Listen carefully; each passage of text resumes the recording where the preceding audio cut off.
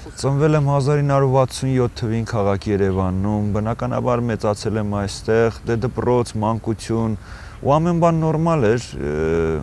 9-րդ, 10-րդ դասանում մենք սկսեցինք արդեն տղաներով ծածուկ սիգարետ օգտագործել, ծխել։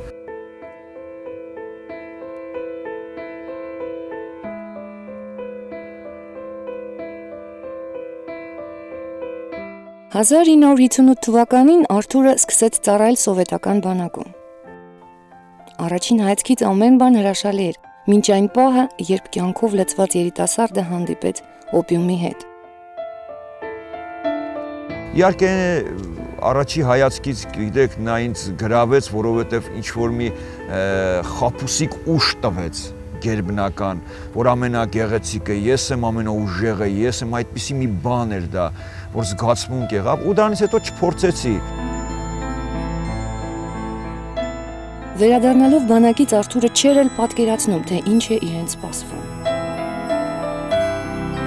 Աղջնակը, որին նա սիրում էր ու որի հետ պատրաստվում էր կիսել իր կյանքի ուրախ եւ տխուր պահերը, ամուսնացել էր։ Մերժված եւ լքված լինելու վիշտը Արթուրը փորձեց խեղդել օղու բաժակի մեջ։ Մինչ օրերից մի օր նա նորից օգտագործեց թմրադեղեր։ Սկզբնական շրջանում դա օգնեց նրան մոռանալ ամեն բան, հետզհետե գցելով նրան կապվածության մեջ։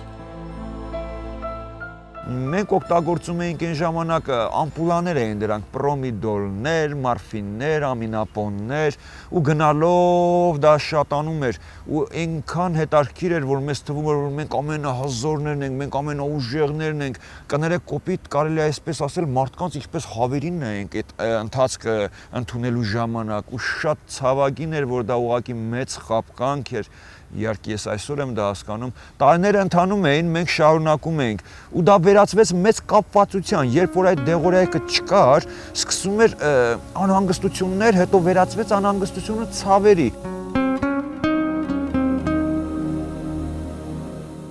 Տարիներն անցնում էին, եւ վիճակն ավելի ու ավելի էր վատթարանում։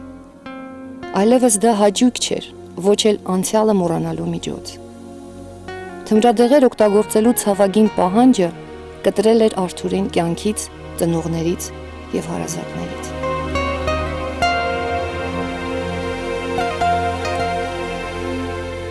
Ու գիտեք ոնց էր, ամեն օրերը միանմանակ էր, այսինքն ճարեցինք, սրսկվեցինք, բոլորը քնեցինք, արթնացանք,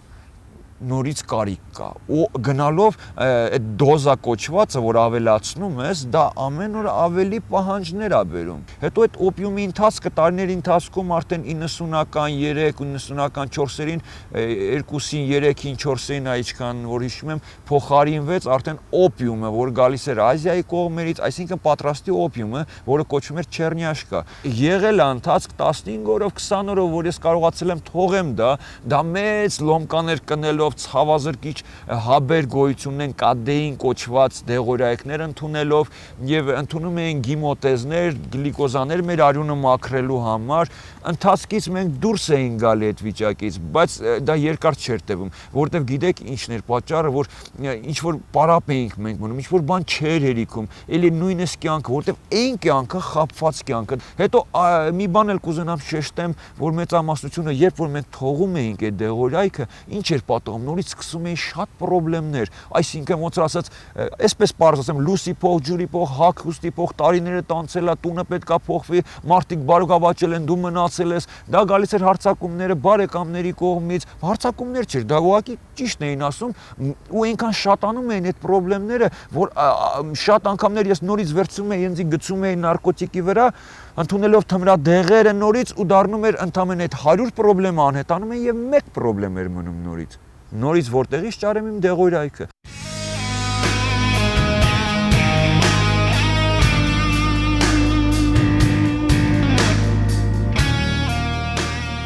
Ամեն գիշեր, ամեն թմրադեղեր թմրամոլի համար մի ամբողջ դար անցնում մինչև առավոտ, երբ նա ընդունում է չունի այդ դեղորայք կոչված պահանջը եւ ամբողջ գիշեր ես հիշում եմ տասնյակ գիշերներ այսպես նստած փորերներս բռնած ասենց ոնց են որ խելագարները որորվում են ես իմ գլխով շատ անգամ պատերին եմ հարվածել մանավանդ այն սուր դոզայի ժամանակ երբ բարձրացնում ես քո դոզան եւ չունես դու այդ թմրադեղերը գիտեք ինչա կատարվում անընդհատ դու այդ որը դուրս է գալի քեզանից դեղին ջրերը փորդ մի կողմից ահավոր ես ասում եմ դա մի անեծք էր մնացել էր մի քայլ գերեզմաներին հասնելու ունենց ստացվեց որ ես այստեղից 96-ի դեկտեմբերն էր 96-ի դեկտեմբերն էր ես գնացի Հունաստան ու շարունակեմ երբ որ ես հասա Հունաստան ես իհարկե կերա այդ լոմկա կոչվածները ու մաքրվեցի ու գնացի ասի կյանքս նորից այնտեղ փոխեմ աշխարհիկ մտածելակերպով ես մեի կյանքս փոխեի բայց այդ կյանքը ընդամենը թող տևեց 2-3 ամիս երբ որ ես հայտնվեցի Աթինա քաղաքի կենտրոնում որը կոչվում էր Օմոնիա, ինչպես Լենինի հրապարակը, հա, մեզ մոտ, իրանցը կոչում է Օմոնիա եւ մետրոն անտեղ, լսեք, ես շրջակայքում Օմոնիայի տեսա բոլորը սենց հավաքված նարկոմաններ, որոնք սրսկված, ախր ես հասկանում եմ, որ ասում ռիբակա վիդից դալեկա, մի անգամից ասի լսի, սրանք սաղ թմրադեղի տակ են ու լեզուն չգիտեի ասում էի ուզում եմ հայերեն նրանք ինձ ցույց էին տալի ձեռքը տես ուզում անես թե քիթդ ասում էի ձեռքս բա լեֆտան փողն է իրանց դրախմին էլի ասում էի չէի հասկանում հետո ասին որ մանի ինչևից է հանեցի ու նրանք վերցեցին ու մի հատ փոքր ցելոֆան գցեցին ձեռքիս մեջ ես չէի տեսել դա գերոյինի առաջին հանդիպումն է այդ ահավոր կյանքի մեջ գերոյինն էր դա ու ես ասեցի ձեռ եք առնում դե մեր մոտ այդ Սալոմը Չերնյաշկան մեծ էր ինձ ասում են արի գնանք ու հետարքիր է ես ասեմ սիրելիս որ մենք իջանք ներքև մետրոյի տակը ուրեմն այդ պատի տակը երկայնությամբ գնա մի 30-40 մետր վերջում մի հատ բուտկա էր դրած կարմիր խաչով մի հատ միլիցիա էր նստած տարիքով ու այստեղ պատի տակ բոլորը նարկոմաններ էին որ բացահայտ բացում էին թմրադեղը եւ սրսկում էին եւ մարդիկ անցուդարձ էին անում գնում էին մետրոյի տակ ասի ես ուր եմ ընկել լսի սիրելիս ու երբ որ ինչ որ մեկը վատանում էր գոռում էին ոյթիա հուներեն կանչում էին դա վերցնում էր զանգում էր վերև եւ վերևից սկորիները կանգնած են սկորի հետ իջնում էին ներքև նասիլկաներով այդ վատացածին վերցնում տանում էին ասի ես ուր եմ ընկել դա երրորդ ամիսն էր ես լեզուն չգիտեի ու ես նորից սկսեցի Հունաստանում իմը դարավ երկրորդ ավելի վատ քան առաջինը այդպես կարող եմ ասել Հունաստանում հերոինի հետ ծանոթությունը ու ընդամենը 1 տարի հետո ես հայտնվեցի Բանտում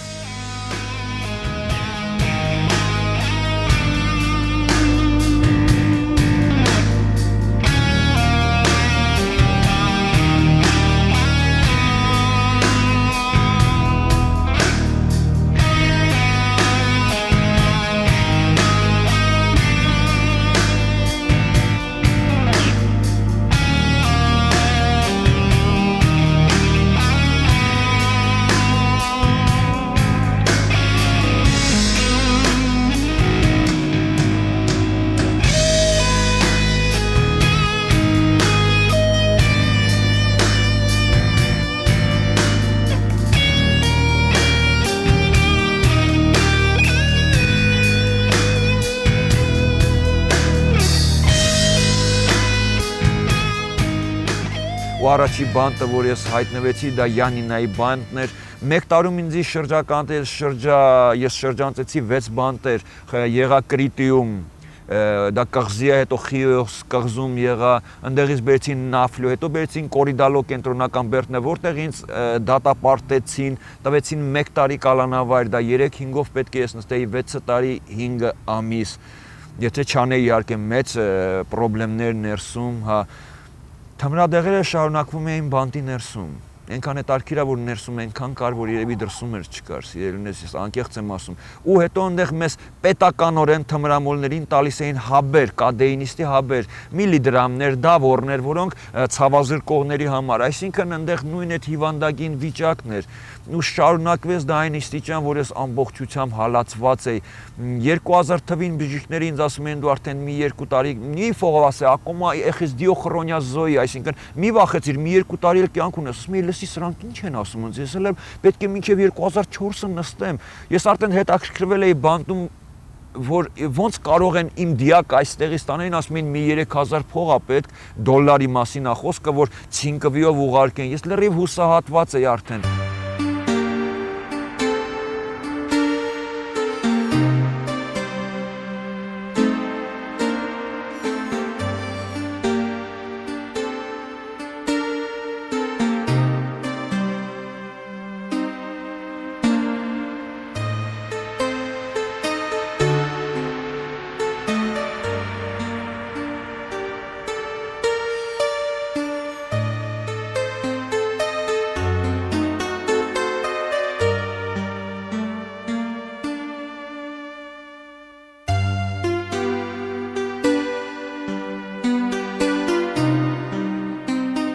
Մի հատ ռուս մոտիկացավ ու գրքեր կար Աստվածաշունչ մոտները, լսեց, ասեց մենք եկեղեցի ունենք, ու ես լսել էի այդ եկեղեցու համար, ու ներսում մի հատ փոքր եկեղեցի գոյություն ունի։ Ես այն հարցրեցի, ինչ եկեղեցին, ամերիկական եկեղեցի, բայց դրանք բապտիստական եկեղեցի էր։ Փոքր 5-6 հոգի մարդիկ էին, ու ինձ առաջարկեցին գգաս մեզ հետ այնտեղ։ Ես հենց այդ օրը առաջի օրը որ գնացի, իրականում ես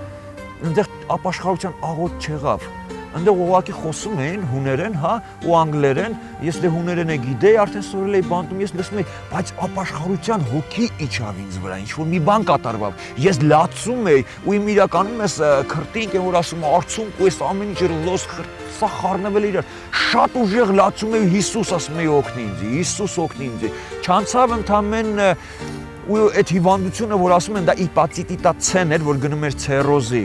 Ու հետո շատ հյուծված էի ես բնականաբար, 61 կիլո քաշ ունեի, հիմա արդեն 78-79 մոտ եմ փառքն Աստծուն։ Ես չէի կարողանում, ասում եմ հյուծված էի, ու որ ասին ես քեզ հյուծված, դիեգինե, յատի սետոսը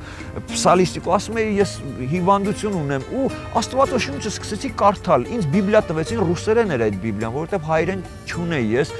Ռուսերենից էլ այդքան լավ չէի, բայց այնտեղ սովորեցի փառքն Աստծո։ Ու երբ որ կարդում էի, ես այնտեղ տեղերը տալիս էր, որ այս հիվանդությունը կանցնի ծոմով եւ ասի ծոմն ինչ է, պոստ, ինչ է դա, բացատրեցին։ Մենք սկսեցինք ծոմապահություն անել, ու շատ հետաքրքիր է, որ ես պրոգրամայի մեջ էի հունական բանտում, որովհետեւ սա մահացու հիվանդություն էր, ու ամեն անգամ գնում ինձանից արյուն են վերցնում եւ տեսնում եմ, որ տոկոսիկը հիվանդության C-ի անհետանում է։ Դե ես չէի կարողանում հələ որ ազատ լինել ու բաղնիքում մտնում էի, ծածուկ փակվում էի, մեր այդ կամերա կոչվածը, որ բնակվում էինք, չէ, մենք տղաներով 8 հոգի էր։ 8 տղաներ ենք, ունենք մենք բաղնիքը եւ զուքանը ներսում էր։ Մեզ փակում էին, մենք մնում էինք մեջը։ Ես մնում էի այդ բաղնիկի մեջ, ծունկի էի գալի ու սկսում էի իմ հայերեն լեզվով այն մանկական աղոթքով աղոթել Տեր Աստված, ողորմանների, ես չգիտեի շատ աղոթներ, չգիտեի։ Ու մի օր շատ հետաքրքիր բան կատարվեց, որ ինձ վրա ասես մարմնավոր դող հայտնվեց մարմնիս վրա ու տարբեր լեզուներ էին թափում բերանիցս։ Շատ բարձր էր դա ու ես շատ վախեցած էի։ Պատկերացրեք, երբ որ ամեն բան խաղանթվեց, ես վախենում էի աչքերս բացեի, ձեռքերս ձեռ տվեցի, տեսնեմ գետինը տաքսա, թե ինձ տարել է։ Աֆրիկայից տղա կար, անունը Պատրիկ էր, Լուսի Պատրիկ։ Ինքը արդեն ինքը ցմահ բանդարկված էր, ցմահով էր բանդարկված, ու երկար տարիներ էր վերցրել էր Աստվածաշունչը եւ նա սկսել էր ուսումնասիրել։ Մենք հավաքվում ենք իր, ես վազելով գնում եմ Պատրիկին, ասում եմ, արի էլանական մե պրոսեվխի յատետո դիավլոս եկան է ֆասարի, ասում եմ, արի իրար հետ աղոթենք, սատանեն վրա էր տվեն, ասում եմ, ի՞նչ է պատել, ասում եմ, ինչ որ լեզուներ էին դուրս, ինքը ինձ ողջունեց, ասես, որ Հիսուսը եկել է եւ քեզ ձեռնադրել է ու դու ստացել ես Սուրբ Հոգի մկրտվել ես ու սիրենել ես կասեմ, որ ազատագրվեցի գերբնական Հիսուսի հետ եւ Սուրբ Հոգու մկրտությունից հետո ես օրական 3-4 ժամ քնում էի ու Աստվածաշնչից չէի կշտանում։ Պատկերացրեք, թմրամոլները կողքերը շրջապատելով ինձ ասում են խելագարվել ես, արի սա, արինա, մի ինչ որ գերբնական ուժ ինչ չէր թողում մոտիկանա ես դրան։ Հալելույա Տեր, ես այսօր հիշում եմ, ես ուղակի ցնցում եմ, ասում եմ, բերեց մի պատվի, որ ամենա այդ հանցագործ կոչված կոնտինգենտի մարդիկ շատ սեր ու հարգանք ունեին։ Պատկերացրեք, որ այնտեղից դրսից փող էր գալի, դե այնտեղ բաժանում էին, դեղ ենք վերցնելու սիգարետի համար։ Դե գիտեին, որ ես չեմ ընդունում դեղորայքը, թողել եմ սիգարետը, հատուկ իմ համար փող էին բաժին առնում, որ ես վերցնեմ իմ համար մրգեր։ Գոյություն ունի սենց մի հատ հասկացողություն աշխարհի մեջ, կամքի ուժ։ Ես ողջունում եմ, իրականից ողջունում եմ դրան, բայց ես ասեմ, այդ կամքի ուժ կոչվածը չի տալի ոչ մի արդյունք։ Ես կարամ ասեմ 100-ավոր տղաների ասելով ես այսօր չեմ կարա բերեմ, բայց հիշատակեմ ինձ թվում է խոսքը հոգուց է եւ դուք հավատում եք, որ տղաները թողելով թմրադեղը փոխանցվում էին խմիչքի վրա։ Եթե խմիչքի վրա չեն փոխանցվում, ինչ որ խաղամոլության վրա, հայտնում են բանտերում,